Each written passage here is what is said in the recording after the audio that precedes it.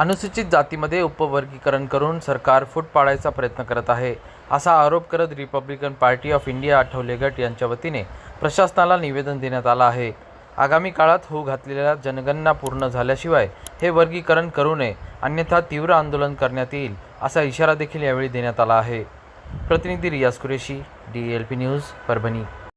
27 जुलै रोजी Republican party of India Athawale गटाच्या वतीनं परभणी जिल्ह्याच्या वतीनं परभणी येथे धरणे आंदोलनाचा कार्यक्रम आयोजित करण्यात आलेला आहे।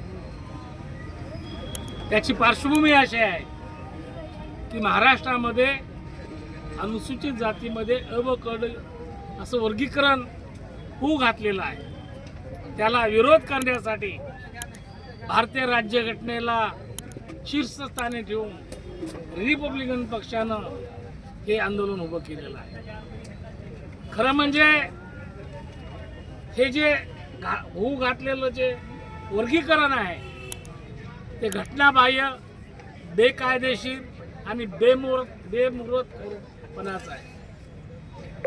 जे राज्यकर्ते आहेत त्यांना असं वाटतं की ते एका विशिष्ट जातीची प्रगती खूप जास्त झालेली आहे आणि ती प्रगती कुठेतरी खुंटवावी म्हणून त्यांनी काही त्यांचे जे बांडगुळं होते त्यांना सांगून, त्यांना लावून देऊन याच्या विरोधात आंदोलन सुरू करण्यात आलं आहे। महाराष्ट्रामध्ये अनेक ठिकाणी लाखोच्या संख्येनं अबकड वर्गीकरणाला विरोध म्हणून मोर्चे निघाले। परभणीमध्ये मोर्चा निघाला।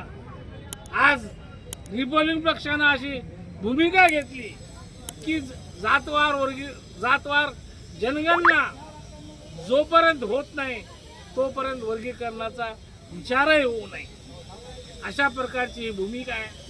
समाजातील सर्वात शेवटच्या माणसाला जी न्याय देण्याची भूमिका आहे ती रिपब्लिकन पक्षाची आहे आणि त्या भूमिकेस अनुसरून आजच्या आंदोलनाचा भाग आहे।